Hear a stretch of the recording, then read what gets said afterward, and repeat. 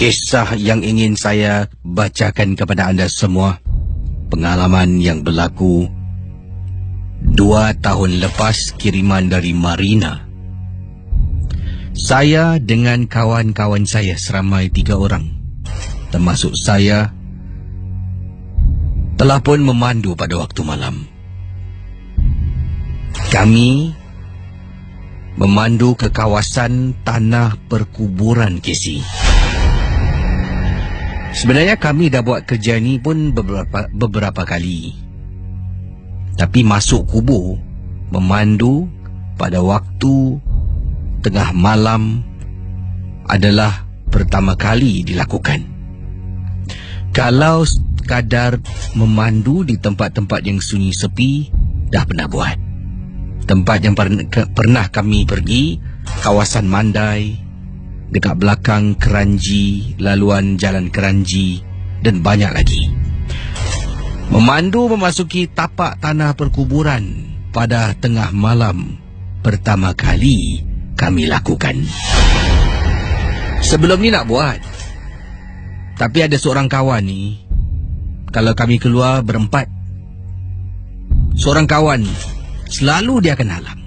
Dia akan marah, kata jangan, korang nak pergi tempat mana aku tak kisah, tapi jangan masuk tanah perkuburan. Jadi pada hari yang kami keluar adventure pada waktu malam, teman seorang ni tak ikut, tak dapat ikut.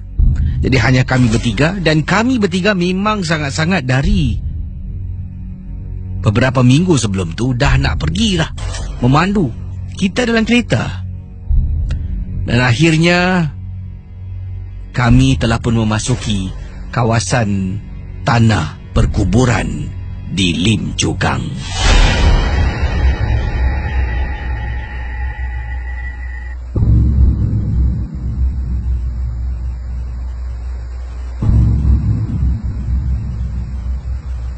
Pendengar Ria 897. Masuk kawasan perkuburan 2 tahun lalu. Kami masuk kawasan tanah perkuburan, bukan tanah perkuburan Islam. Kawan saya ni dia macam faham. Tahu. Aku tahu. Dia pun masuk dekat kawasan tu. Pandu punya pandu. Kami tahu-tahu berada dekat satu sudut yang gelap dan banyak pokok-pokok. Ini kubur apa ni kau bawa kita ni? Hah? Anda bayangkan. Pada malam itu bila memandu, teman bertanya,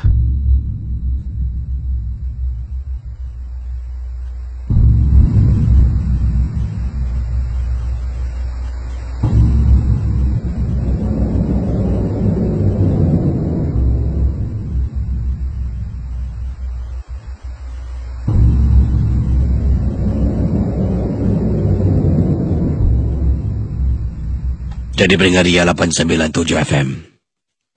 Kisah yang dikongsi sama ni dah masuk salah tempat. Rupa-rupanya kawan saya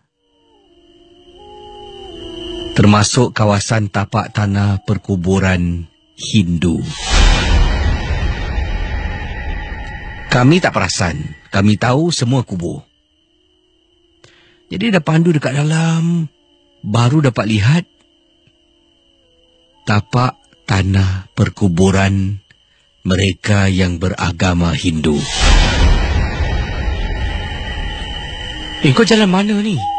Inilah. Ini bukan kubur Melayu Islam lah. Ini kat mana ni? Dah keluar. Dah masuk dalam Casey. Sunyi dan gelap. Baru kita perasan tapak tanah perkuburan orang Hindu Casey. Bila nak keluar, nak buat satu pusingan. Sebabnya lorong yang kami gunakan untuk jalan ni memang untuk satu kenderaan lalu saja. Kalau 2 memang sempit. Teman saya ni pula bukan seorang pemandu yang cekap. Jadi dia tak boleh buat 3-point turn untuk keluar. Dia terpaksa buat pusingan yang jauh. Jadi bila dia kena pusing jauh, dia masuk lagi dalam, lagi gelap, lebih sunyi dan lebih menyeramkan. Tengah memandu, saya dengan kawan-kawan saya dah takut. Saya dah seram sangat. Saya kata pada teman, Syikin, cepat sikit drive, jangan lembab sangat. Aku tak nampak lah, gelap. Nanti kalau kereta ni masuk dekat tepi ni, macam mana? Jadi terus memandu. Tiba-tiba teman saya, Astaghfirullahalazim. Syikin, cepat Syikin, cepat. Kenapa dengan kau? Dia tunjuk, Casey, dia tunjuk. Casey tahu tak, dekat salah satu pokok, dekat atas kubur, ada perempuan tengah berdiri. Bayangkan pendengar Ria 897 FM. Teman saya nampak, Syikin tak nak tengok. Perempuan tu tengah berdiri tegak dekat atas kubur, Casey. Dengan rambut yang panjang, berdiri sambil pandang ke bawah. Syikin memandu dengan penuh berhati-hati sampaikan dia pandu dengan perlahan sebab memang gelap. Laluan lorong memang kecil. Dia pandu perlahan-lahan. Setelah memandu, saya pun toleh ke belakang nak cari perempuan yang berdiri dekat atas kubur tu, mana dia pergi. Hilang. Perempuan yang dimaksudkan hilang. Tidak ada. Dia tidak berdiri di tempat yang sama. Kita keluar memandu, akhirnya sampai dekat satu sudut kena belok kiri. Kita pun belok kiri, pandu lagi. Dan bayangkan mendengar Ria 897 FM. Dalam kereta teman saya bau bunga cempaka begitu kuat sangat. Bau bunga cempaka. Bau ni datang daripada luar, dia masuk ke dalam kenderaan dan kita semua boleh bau. Salah seorang daripada teman saya kata, "Korang bau tak?" Kita diam. Ya Allah, kenapalah? Casey memang menyeramkan. Akhirnya kita pandu, teman saya Syikin pandu, kita pun dah berada dekat kawasan luar. Kawasan luar tapak tanah perkuburan di Lim Chu Kang. Pendengar Ria 897. Masalahnya, kita ingatkan kita dah keluar dah selamat. Malam tu kami nak pulang, satu persatu kami dihantar pulang ke rumah. Saya adalah orang yang kedua diturunkan. Syikin memandu, Syikin hantar kawan saya satu ni dahulu sampai ke rumahnya. Kemudian Syikin hantar saya pulang ke rumah saya dekat Jurong West. Saya turun, saya kata Syiks, thanks. Hati-hati memandu. Yalah. Saya tutup pintu, saya jalan beberapa tapak tergerak hati untuk toleh belakang. Tempat duduk belakang Casey ada orang. Saya nak telefon Syiks, nak beritahu supaya berhati-hati, jangan balik dulu sebab ada benda dah ikut dia. Saya tak tahu macam mana nak buat, macam mana saya nak telefon dia. Akhirnya saya hubungi teman saya Syiks. Dia menjawab panggilan. Dia tidak menjawab panggilan. Saya cuba call lagi. Rupa-rupanya telefon bimbit teman saya low bat, dah mati dah. Dah mati. Hanya selepas 1 jam lebih, saya cuba telefon, berbunyi dan dijawab oleh teman. Anda bayangkan mendengar Ria 897. Saya tanya, Syiks, Syiks baik. Kau dekat mana, dekat luar? Tak adalah, aku dalam bilik, dah mandi pun. Pendengar Ria, sampai ke saat ini saya tak tahu apa yang berlaku dalam kenderaan ketika sedang memandu. Tapi cerita yang disampaikan ni adalah kisah yang benar berlaku kepada diri saya. Teman saya Syiks balik, ada benda ikut. Kemudian Kemudian benda tu tumpang tempat duduk belakang. Dia balik rumah sampai mandi. Tapi bila tanya, tak ada apa-apa pelik menakutkan berlaku. Kesilat beberapa hari kemudian, Shiks memberitahu ibunya, memberitahu ayahnya. Dia terdengar dalam beberapa hari itu dia ternampak susuk tubuh seorang wanita sedang duduk dekat ruang tamu. Wanita tengah duduk dekat ruang tamu, rambutnya panjang. Wow. Dan kata teman ni, Shiks memberitahu temannya, dia juga tidak terkecuali untuk berkongsi pengalaman seram.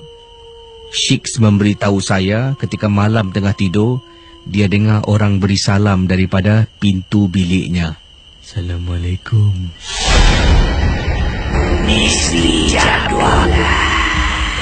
Saudara, kisah berikut ini entah benar ataupun tidak, ingat MJ12 hanya sekadar hiburan.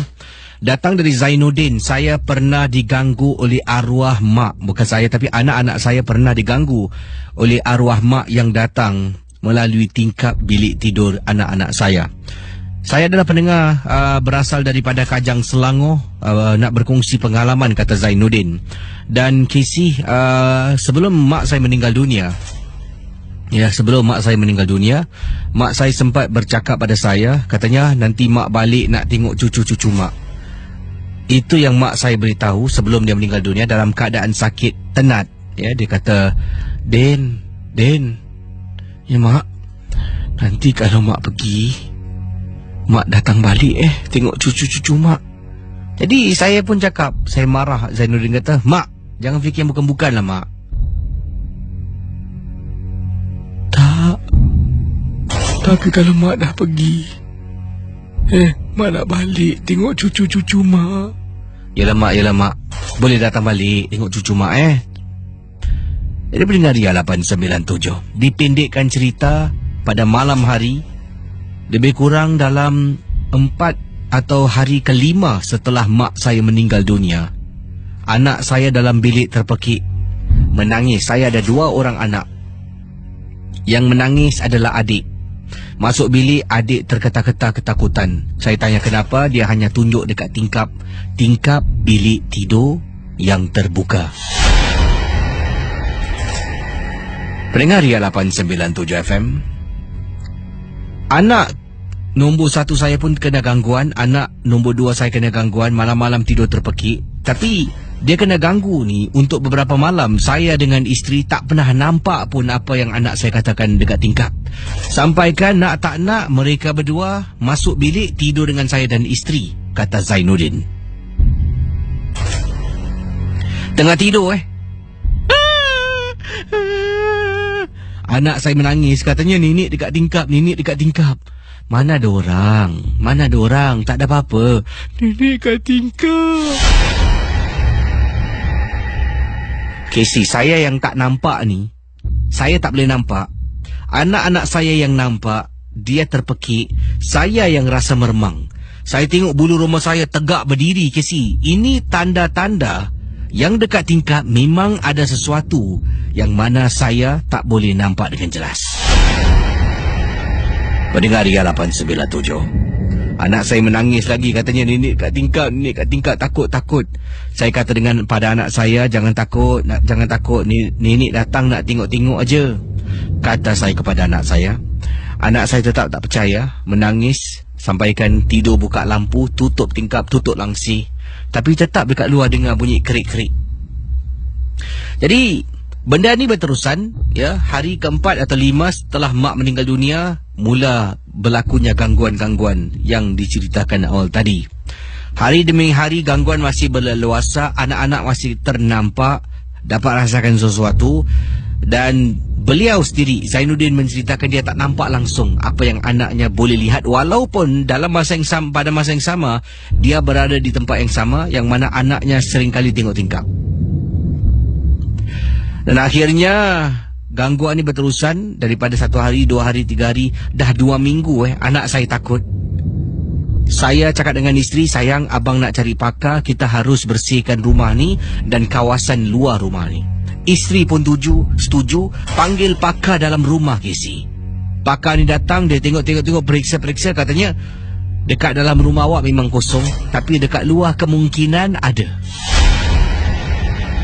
Jadi saya jelaskan, saya nak minta tolong sebab apa anak lelaki, anak perempuan pada waktu itu ternampak arwah nenek mereka datang, iaitu mak saya datang. Saya tak nampak anak-anak menangis walaupun saya berdiri depannya. Kata tak ada orang. Kata nenek takut. Itu yang berlaku. Akhirnya pakar ni melakukan satu upacara. Ramai-ramai, saya, isteri dia dan 2 orang asisten dia datang dekat rumah ni. Kami mula membaca surah-surah ruqyah. Surah-surah ruqyah. Tiba-tiba dekat tingkap bilik, Casey, bunyi orang macam sedang gegarkan tingkap bilik. Pakar memberitahu jangan berhenti, terus baca. Terus kita baca dan baca. Kemudian saya terdengar suara mak. Pertama kali setelah mak meninggal, dah hampir 2-3 minggu, saya terdengar suara mak, arwah mak saya. Katanya begini,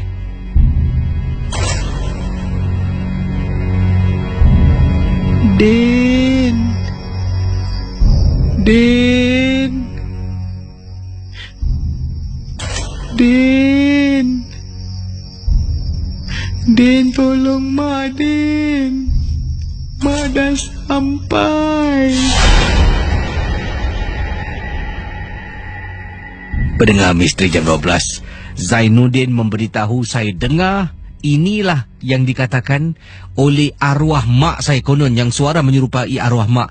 Din, tolong mak, Din, tolong mak, Din, mak dah sampai. Casey, ya Allah Casey, saya punya takut hanya Allah saja yang tahu.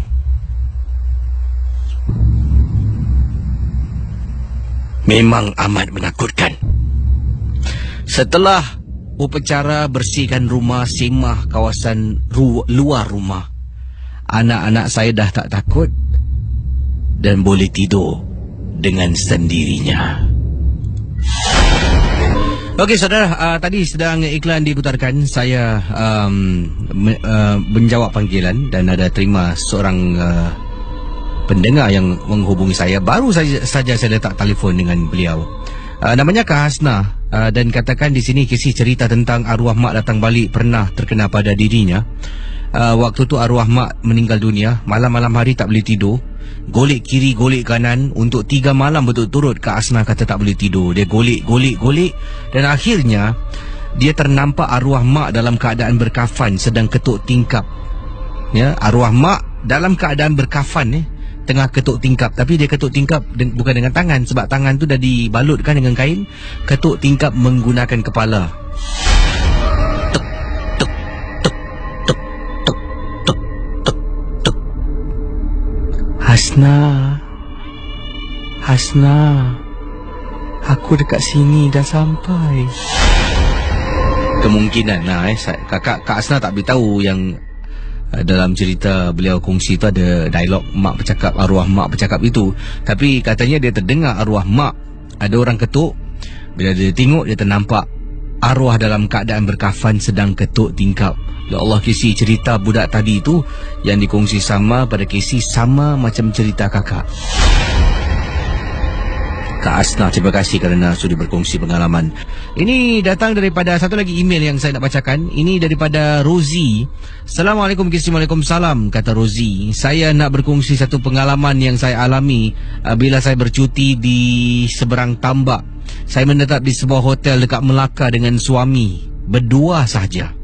Kami bercuti berdua-duaan. Anak katanya dah besar, jadi tak nak ikut bila kita ajak. Mereka pun ada plan masing-masing, sebab cuti yang kita buat ni pun bukan dirancang lebih awal, last minute planning. Jadi pergi memandu suami menetap di sebuah hotel. Hotel ni pula bilik tak boleh merokok. Suami nak merokok kena keluar. Malam tu pukul 9 lebih, Casey, 9 lebih. Suami keluar sekejap pergi merokok. Saya dekat atas katil dah berselubung nak tidur, sebab satu hari penat jalan sana sini shopping, barang tu barang ni, dah kepenatan, dah mandi, dah bersih. Tengah dekat atas katil, suami kata, yang tunggu kejap, abang pergi isap rokok. Saya tengah baring ni, mata saya tengok TV. Oleh kerana terlampau penat, terkebil-kebil mata, saya cuba lawan, tak boleh, Casey.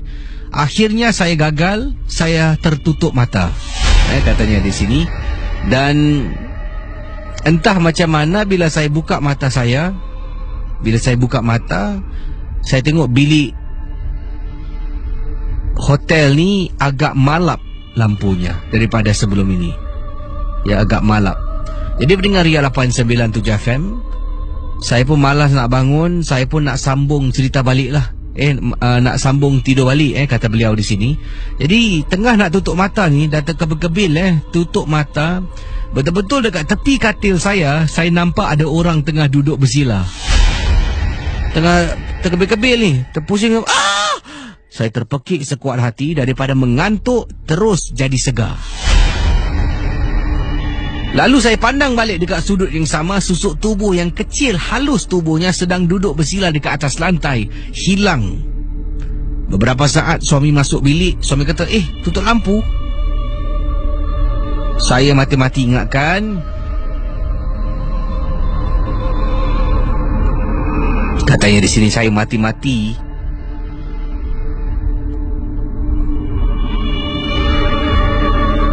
ingatkan yang duduk dekat tepi katil tadi itu suami saya. Selepas saya pandang dan tengok dengan betul, suami saya tubuhnya tidak sekurus yang saya ternampak. Amat menakutkan. Terima kasih dan selamat tengah malam di salah sebuah hotel di Melaka.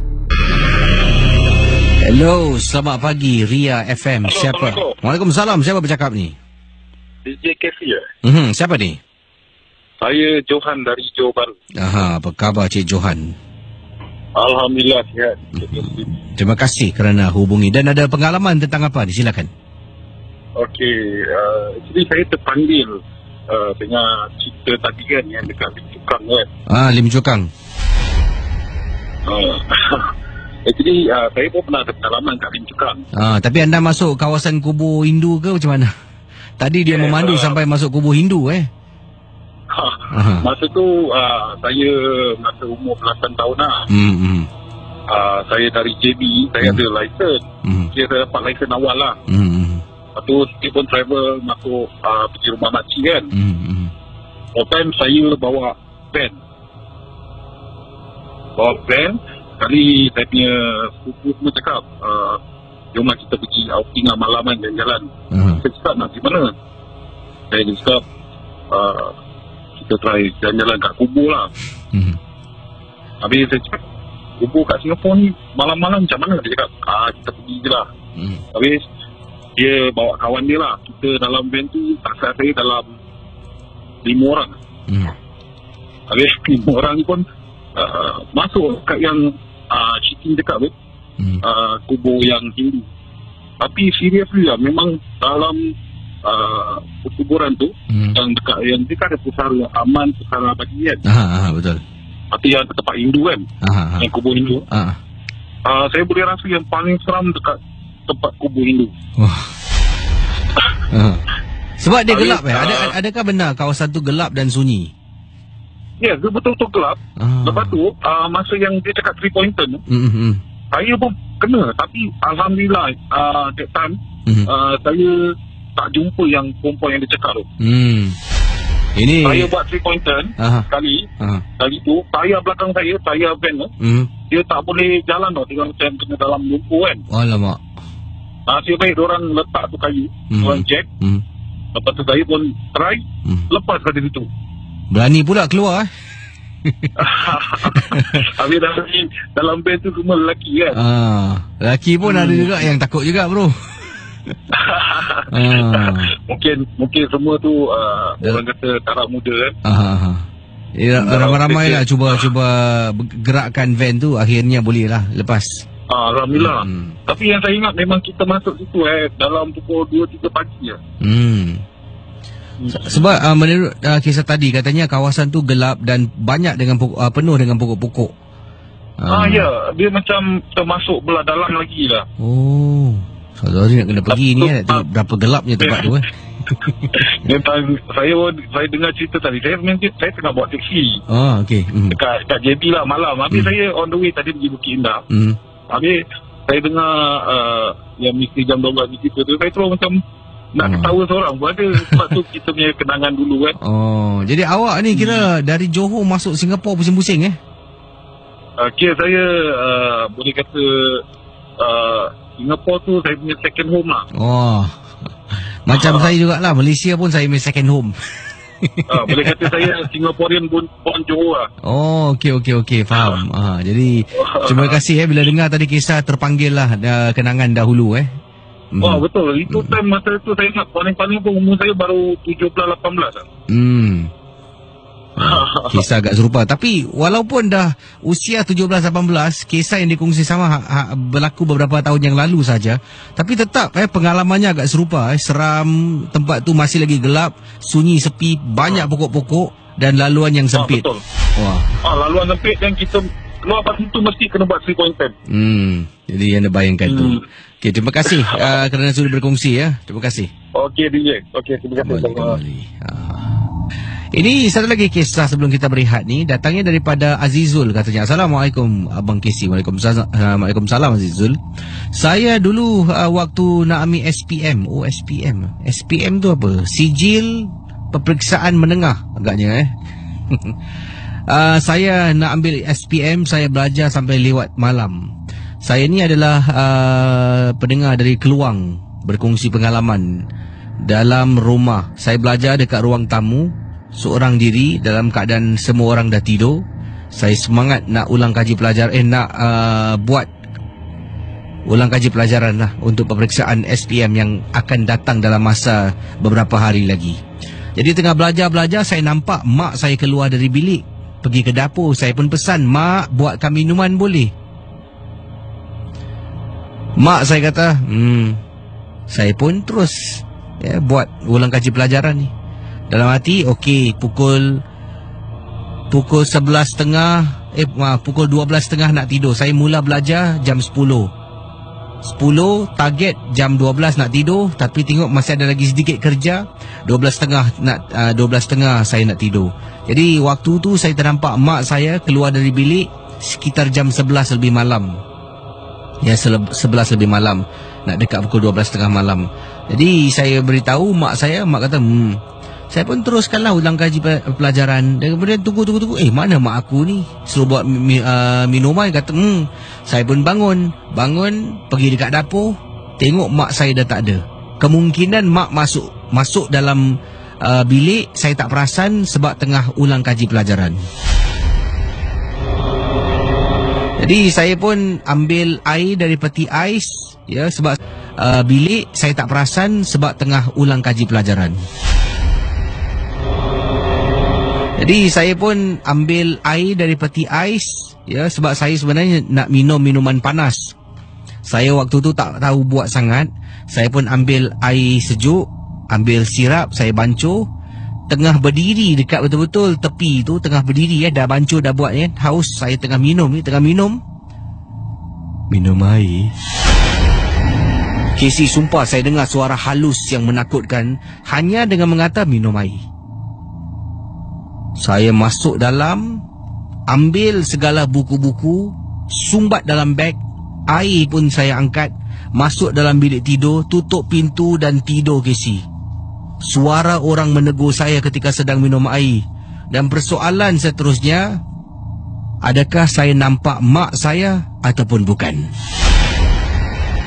Saudara, kisah berikut ini pengalaman yang diceritakan datang daripada Syafiq yang berkongsi pengalaman beliau ketika pulang dari lepak di kolong blok rumahnya di kawasan Tampines. Waktu kejadian yang menyeramkan ini berlaku, kata Syafiq, saya dengan teman-teman sebenarnya sedang duduk dekat bawah blok sambil-sambil kami membersihkan motosikal, dan kami pulang ke rumah selepas jam 2 pagi. Dalam masa yang sama, kami pada waktu itu juga telah pun mendengar rancangan Casey, iaitu Misteri Jam 12. Jadi Syafiq berkongsi, kami pulang ke rumah, saya pun pulang ke rumah saya, yang mana sedang tunggu lift Saya dengar orang panggil nama saya, Syafiq. Saya fikirkan kawan saya yang memanggil saya, kata Syafiq. Lalu saya toleh ke belakang dan saya sempat patah balik. Saya sempat patah balik ke tempat yang kami letakkan motosikal untuk berjumpa dengan kawan-kawan. Dan saya dapati semua orang dah pun berlalu pergi meninggalkan kawasan kolong blok rumah saya. Dalam masa yang sama, lift pun sampai, pintu terbuka dan saya tengok dekat dalam lift ada orang tengah berdiri. Jadi saya ingatkan orang ni pun nak naik atas sama dengan saya. Saya pun memasuki lift, saya pun tekan tingkat 7 rumah saya. Kemudian saya bertanya, which floor? Bila saya toleh dekat belakang, orang yang sedang berdiri. Bila saya masuk lift, saya memang terang-terang nampak dia tengah berdiri. Dan bila saya toleh ke belakang, selepas saya bertanya tingkat berapa, saya tengok dalam lift tidak ada orang isi. Bulu rumah saya meremang. Dan pada waktu itu saya tahu kemungkinan saya dah ternampak sesuatu yang tak sepatutnya saya nampak. Seram ni Dan Casey, perkara ini berlaku pada 2 lebih pagi lah, selepas kami bersihkan motor, cuci motor dan sambil-sambil tu mendengar misteri jam 12. Kisah ini pernah diceritakan oleh seorang lagi kawan saya yang pernah juga terkena benda yang sama. Tapi kali ini pada waktu itu teman saya berkongsi di koridor rumahnya dia ternampak ada orang tengah berdiri di depan pintu rumah jiran sebelah.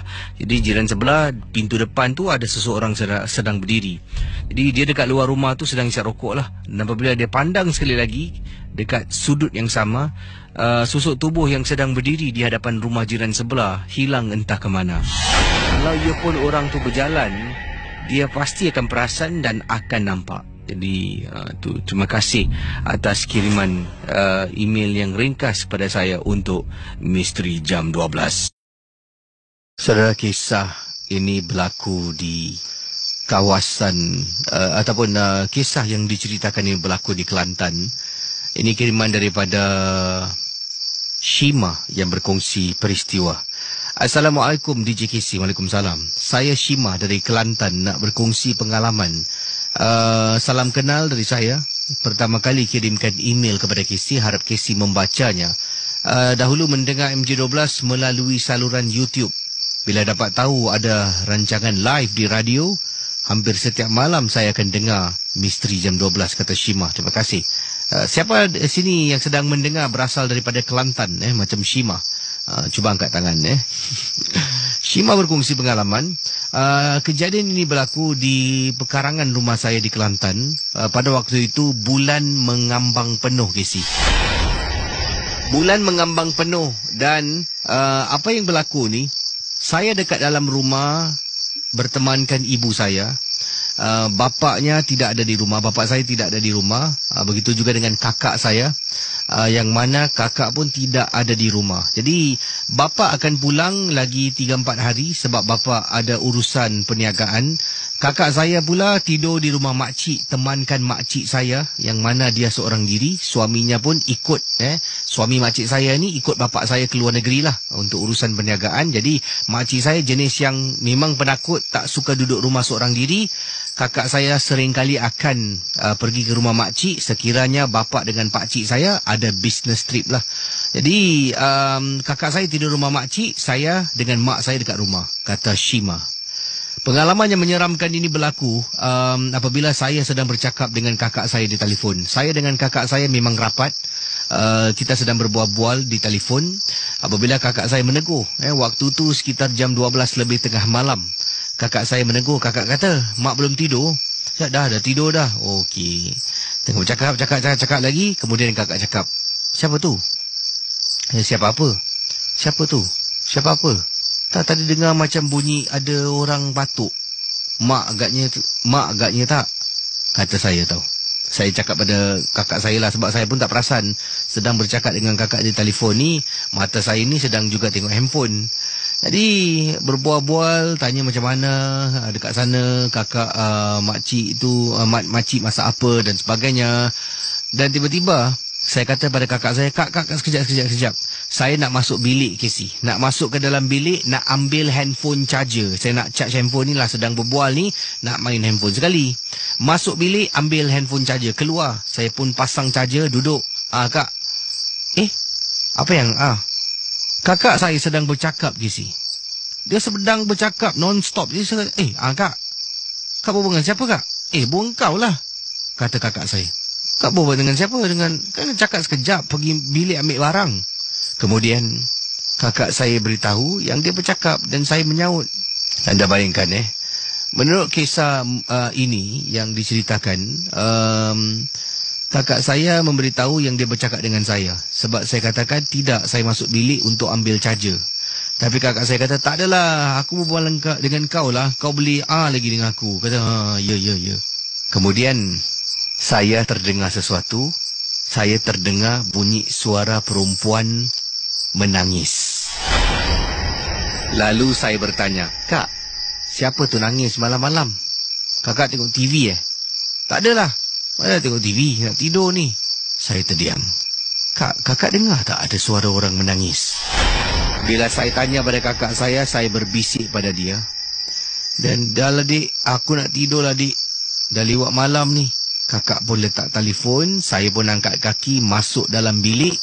Bilik mak saya, tidur bersama dengan mak di atas katil. Baik, pendengar Ria 897 FM. Pengalaman berikut ini datang daripada pendengar kita yang berkongsi kejadian berlaku ketika beliau hamil anak yang pertama. Kejadian ini berlaku pada tahun 1996. Oh, lama tu 1996. Kiriman daripada Liza yang berkongsi peristiwa ini. 1996, berita yang saya terima adalah berita gembira. Saya hamil anak yang pertama, Casey. Waktu tu 1996 saya menetap dekat kawasan Tua Payoh.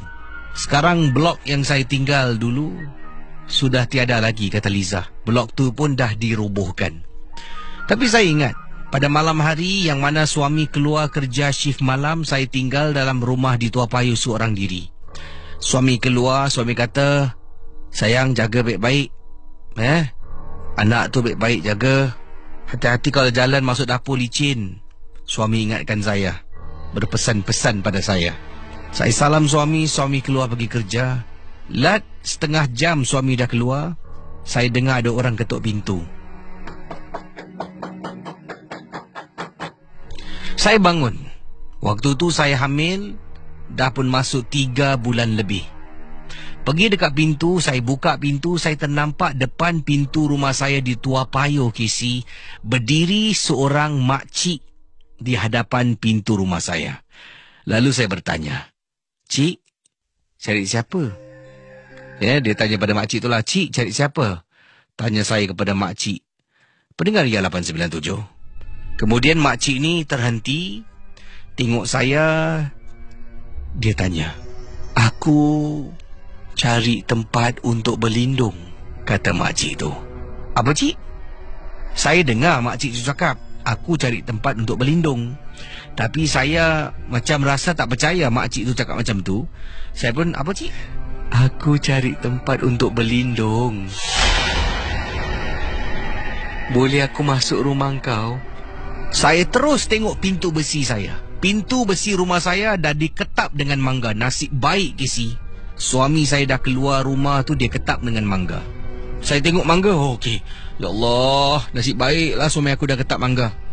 Apa, Cik? Aku tengah cari tempat untuk berlindung. Boleh aku duduk rumah kau? Cik, minta maaf, Cik. Salah rumah, Cik. Minta maaf. Saya pun tutup pintu, kata Liza. Pendengar Ria 897. Masih takut, My whole body is shaking. Seluruh tubuh saya ni menggeletar. Jalan, sambil berjalan, saya melafazkan bacaan surah sampai dekat dalam bilik, duduk atas katil, Casey.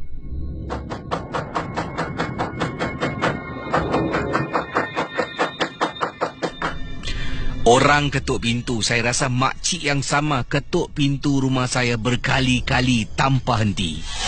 Berkali-kali. Tok tok tok tok tok tok tok tok tok tok tok tok tok tok tok. Saya tak tahu nak buat apa. 1996. Bukan macam zaman sekarang.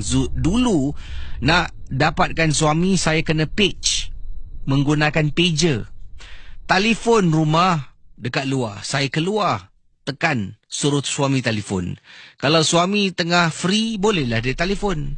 Tapi sekarang ni suami dalam perjalanan, mungkin belum sampai lagi tempat tugas dan tak perasan yang saya telah pun cuba menghubungi beliau.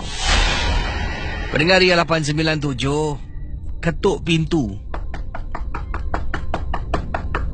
Tak henti-henti ke si? Perkara ini berlaku, saya hanya mampu duduk membaca dan terus membaca supaya saya dijauhkan daripada gangguan tu. Wow, 1996 dekat Tua Payoh Casey dan juga para pendengar Ria. Saya masih ingat lagi wajah makcik tu. Bila saya tanya cari siapa, dia katakan cari tempat perlindungan. Wow, saya boleh bayangkan pengalaman yang diceritakan oleh mana tadi? Liza yang berkongsi, orang ketuk pintu, "Cik, ada apa cik? Boleh bantu cik? Cari siapa?" Kata, "Aku tengah cari tempat perlindungan." "Apa cik?"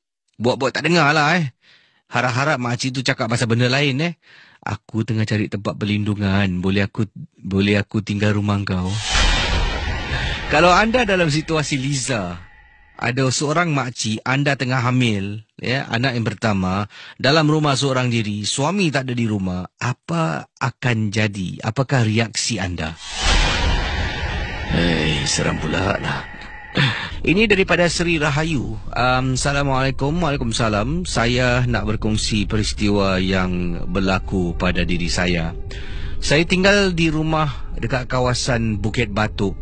Daripada tingkap belakang rumah saya boleh nampak kawasan taman permainan ataupun playground untuk kanak-kanak. Pukul 1 pagi, Casey, saya baru balik dengan suami. Balik keluar makan malam. Suami saya pada waktu itu dalam tandas nak bersihkan diri. Saya berada dekat tingkap dapur, nak angkat gala-gala kosong dan juga ada beberapa pakaian yang saya jemur awal tadi.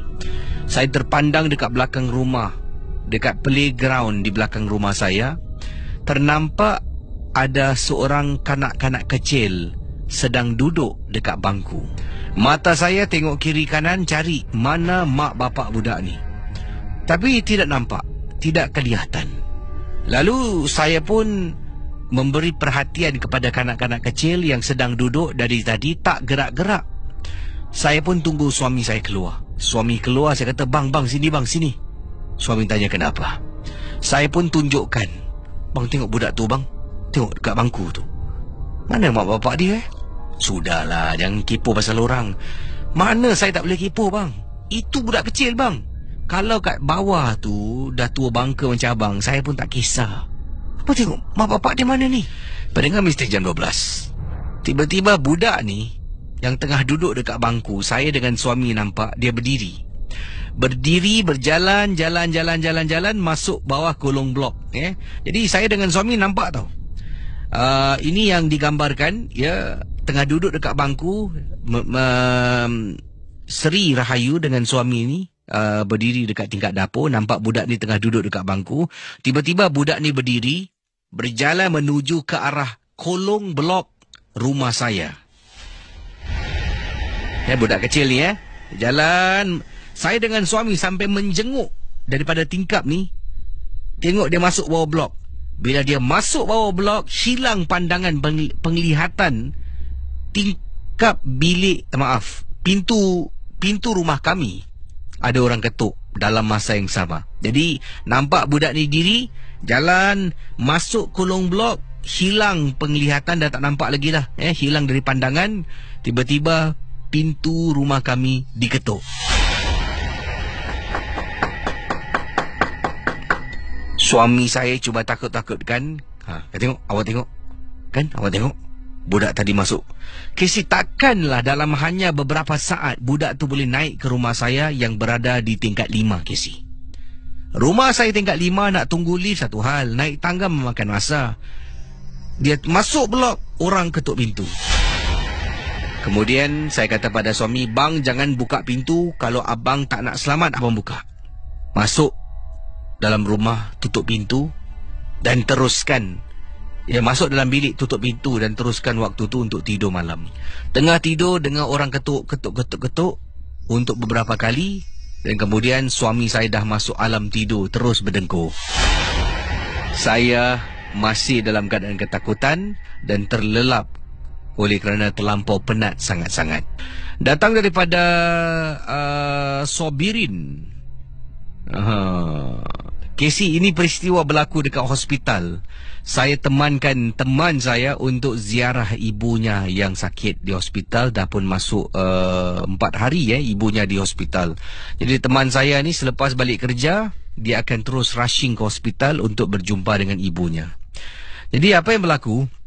Teman saya pada malam tu dia balik kerja, dia tanya pada saya lah, kau boleh temankan aku tak? Aku nak tengok ibu aku lah kat hospital. Saya pun kata okey lah, saya akan temankan dia bentuk berjumpa dengan ibunya. Jadi setiap malam dia akan temankan. Cuma itulah pertama kali saya pergi ke hospital bersama dengan beliau. Jadi kejadian ini berlaku di salah sebuah hospital di Singapura. Hospital ni memang cukup terkenal. Kalau cerita-cerita seram, ramai akan berkongsi ada kaitan kisah seram dengan hospital ini. Dan mohon maaf walaupun anda beritahu, saya tak boleh beritahu hospital mana yang dimaksudkan. Sobirin berkongsi pengalaman. Saya tengah duduk dekat dalam ward. Ada 2 kerusi. Saya tengah duduk di salah satu kerusi. Kawan saya sedang bercakap dengan dengan ibunya. Saya tengah duduk, saya pun bercakap lah. Tanya, cik macam mana keadaan kesihatan, bila boleh keluar. Tengah bercakap. Tiba-tiba saya kata pada teman saya, aku nak pergi toilet kejap lah. Saya pun keluar daripada ward. Dia tandas ada 2 tau. Satu tandas untuk patient, untuk pesakit yang berada dalam ward. Satu tandas dekat luar untuk tetamu-tetamu yang datang yang nak melawat. Tandas dalam untuk patient ni, hanya patient yang boleh gunakan tandas ni lah. Orang awam memang tak dibenarkan.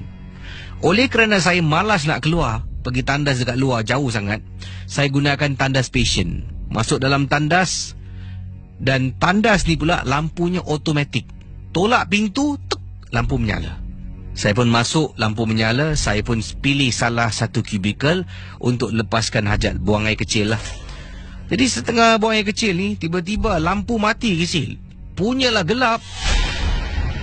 Lampu mati gelap macam, rosak ke sensor ni? Sebab sensor ni dia akan sense movement.